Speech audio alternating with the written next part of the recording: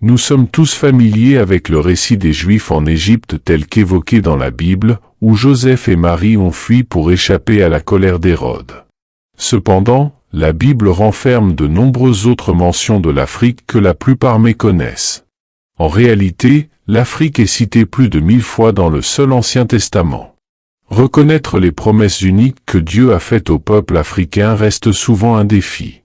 Les Africains sont évoqués dans le psaume 68, chapitre 31, proclamant que Couche étendra ses mains vers Dieu. Dans l'Église primitive, cette promesse était précieuse, interprétée comme un symbole de l'épouse païenne du Christ. Les psaumes prédisaient un moment où les individus reconnaîtraient la profondeur spirituelle des Couchites et célébreraient leur renaissance. Examinons le psaume 87, versets 3 à 6. Ésaïe avait prophétisé que Dieu susciterait un reste de Couche, un peuple racheté apportant des donations. Sophonie avait déclaré que le peuple de Dieu offrirait ses dons depuis les lointaines terres de Couche. Amos avait transmis la sollicitude de Dieu pour Couche, le comparant au peuple d'Israël. Les experts bibliques reconnaissent que le terme « Couche » peut revêtir différentes significations, parfois faisant référence à toute l'Afrique à l'exception de l'Égypte, parfois signifiant l'ancienne Nubie, une région s'étendant du nord de l'actuel Soudan à Khartoum au sud. Certaines traductions bibliques rendent Couche par Éthiopie, bien que cela ne corresponde pas au pays moderne de l'Éthiopie. Un consensus s'établit sur le fait que la région de Couche correspond à ce que nous appelons aujourd'hui le Soudan. Dans le livre de la Genèse, après le déluge, la famille de Noé a reçu la mission de repeupler la terre. Cham, le plus jeune fils de Noé, avec 4 fils, a vu 3 d'entre eux s'établir en Afrique. Misraï s'est installé en Égypte, Putz près de la Libye, et Couche dans une région au sud de l'Égypte, portant son nom. La plupart des experts identifient Couche comme la région du Soudan moderne. L'Afrique est également évoquée dans l'Ancien Testament à propos du Jardin d'Éden, décrit dans la Genèse avec 4 rivières traversant la région des terres de Couche, Havila, Assur et Togarma. Ces précieuses ressources étaient principalement associées à la zone géographique que nous identifions aujourd'hui comme le Soudan. La confirmation du berceau de l'humanité en Afrique de l'Est a été renforcée par la découverte des restes humains les plus anciens en Éthiopie en 1974. Bien que la science et la Bible aient parfois divergé, elles convergent pour confirmer que le berceau de l'humanité était en Afrique. Le livre de Sophonie, débutant par le message révélé à Sophonie, met en avant l'importance de ce prophète biracial, symbolisant l'espoir d'un peuple divers accomplissant les promesses de Dieu à Abraham. Agar, l'esclave égyptienne qui a donné naissance à Ismaël, avait des origines du sud de l'Égypte, soulignant les liens entre l'Afrique et les récits bibliques.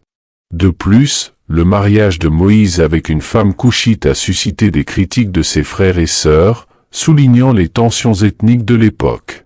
Lorsque les Israélites se sont établis dans le pays de Canaan, des individus africains ont fait partie de leur communauté. Certains ont peut-être quitté l'Égypte avec les Israélites lors de l'Exode, tandis que d'autres sont arrivés avec des forces militaires, instaurant une présence africaine à long terme dans la région. Parmi les personnages bibliques associés à l'Afrique, le roi Salomon occupe une place notable, surtout dans le contexte de sa relation avec la reine de Saba, souvent associée à l'Éthiopie ou à la région de Couche. Le roi Salomon, réputé pour sa sagesse exceptionnelle, est surtout connu pour la construction du temple de Jérusalem. Cependant, son histoire est également liée à l'Afrique par le biais de la reine de Saba, une femme puissante et sage. Selon la Bible, la reine de Saba, entendre parler de la sagesse de Salomon et de sa renommée, décida de rendre visite au roi de Jérusalem pour mettre à l'épreuve sa sagesse. La tradition situe le royaume de Saba dans la région de l'actuelle Éthiopie ou du Yémen. À son arrivée, elle posa des questions difficiles à Salomon et fut impressionnée par sa sagesse et ses réponses. Une interprétation de l'histoire suggère que la reine de Saba et le roi Salomon ont eu une relation plus intime, et certains récits traditionnels éthiopiens prétendent même qu'ils ont eu un fils nommé Ménélik. Selon cette tradition, Ménélik serait revenu plus tard à Jérusalem pour ramener l'arche d'alliance en Éthiopie, établissant ainsi une connexion profonde entre l'arche et la royauté éthiopienne. Le roi Salomon est souvent célébré dans la tradition éthiopienne orthodoxe et considéré comme l'un de leurs ancêtres royaux. La monarchie éthiopienne, notamment la dynastie salomonienne, a prétendu descendre directement de Salomon et de la reine de Saba, légitimant ainsi leur règne. Les épouses du roi Salomon, mentionnées dans le Cantique des Cantiques, sont également des femmes noires, soulignant l'importance des Africaines dans les cercles royaux. De plus, les alliances militaires entre les pharaons Koushites en Égypte et Israël mettent en lumière les relations entre ces deux régions. Les Koushites sont fréquemment cités dans les prophéties, symbolisant à la fois la punition et la restauration. Ils jouent un rôle crucial dans la nouvelle transformation de la création de Dieu à la fin des temps, comme l'annonce Sophonie. Le Nouveau Testament continue d'illustrer l'influence africaine. L'histoire du trésorier éthiopien, converti sous le règne de Candace, met en lumière l'importance des Cushites dans la propagation du message évangélique. Simon de Cyrène, contraint d'aider Jésus à porter sa croix, était originaire d'une colonie grecque en Libye.